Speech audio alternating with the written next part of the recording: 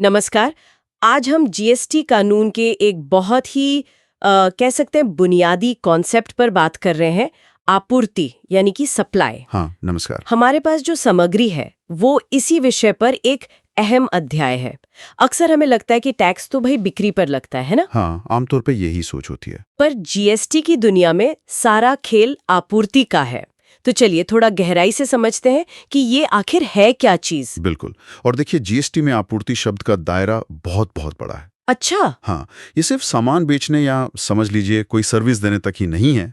इसमें किसी भी तरह का ट्रांसफर, अदला बदली, लाइसेंस, रेंटल, लीज, यहाँ तक कि किसी चीज का निपटान भी, अगर उसमें वस्तु या सेवा शामिल है, वो आपूर्ति माना जा सकता है। ओह। इसका जो कानूनी आधार है वो सीजीएसटी एक्ट की धारा 7 में दिया गया है। फिर ट्रांजैक्शन अपने आप में सप्लाई बन जाता है या इसकी कुछ खास शर्तें होती हैं? नहीं, हर लेन देन सप्लाई नहीं है। मुख्य तौर पर समझिए 4 बातें पूरी होनी जरूरी हैं। 4 बातें, ठीक है। हाँ, पहली कि लेन देन में कोई ना कोई कंसिडरेशन हो, मतलब कोई प्रतिफल, कुछ मिलना चाहिए बदले में। दूसरा, ये लेन देन बिजनेस के दौरान या उसे आगे बढ़ाने के लिए किया गया हो। ओके, बिजनेस के लिए। तीसरा, जो सप्लाई कर रहा है वो व्यक्ति जीएसटी के तहत एक टैक्सेबल पर्सन होना चाहिए। राइट। और चौथी बात, वो सप्लाई खुद टैक्सेबल हो, यानी उस पर टैक्स लगता हो। ऐसा ना हो कि वो एग्जेम्प्ट हो। हाँ, ये भी एक जरूरी बात है कि सप्लाईज भी तो कई तरह की होती हैं।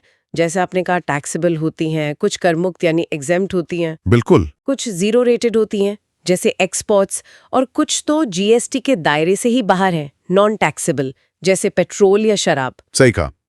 और यहीं पर एक बहुत दिलचस्प चीज आती है, वो है शेड्यूल आय। शेड्यूल आय। हाँ, इसके तहत कुछ ऐसी स्थितियां बताई गई हैं जहां बिना किसी कंसिडरेशन, मतलब बिना किसी प्रतिफल के भी लेन देन को सप्लाई मान लिया जाता है और उस पर जीएसटी लग सकता है। अरे, बिना पैसे के लेन देन पर भी टैक्स? ये तो थोड़ा चौंकाने वाला है।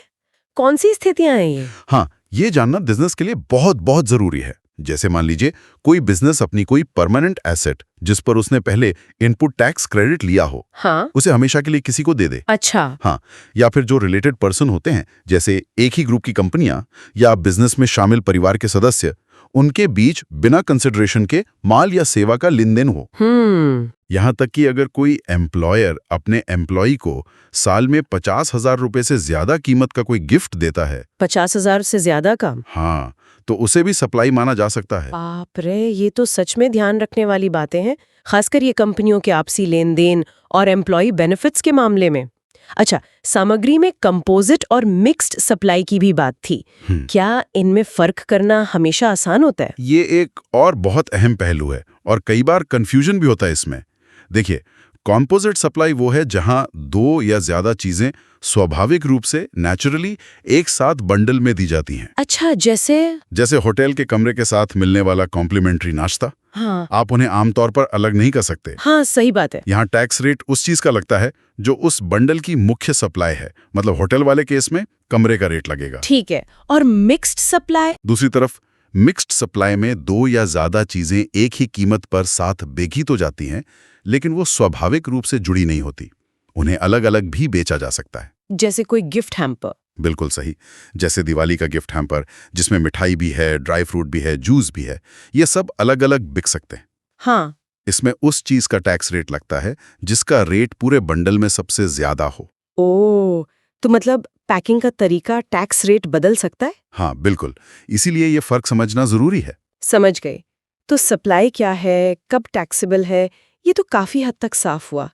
लेकिन बिजनेस के लिए ये जानना भी तो उतना ही जरूरी है कि टैक्स देना कब है और किस सरकार को देना है। यहीं पर वो टाइम और प्लेस ऑफ सप्लाई वाली बात आती है ना? हाँ, बिल्कुल सही। टाइम ऑफ सप्लाई ये तय करता है कि जीएसटी चुकाने की लायबिलिटी कब पैदा होती है। आमतौर पर इनवॉइस जारी करने की तारीख या पेमेंट मिलने की तारीख, जो भी पहले हो। अच्छा, विच एवर इज अर्लियर। हाँ, और प्लेस ऑफ सप्लाई ये नक्की करता है कि टैक्स का हिस्सा केंद्र और राज्य में कैसे बटेगा।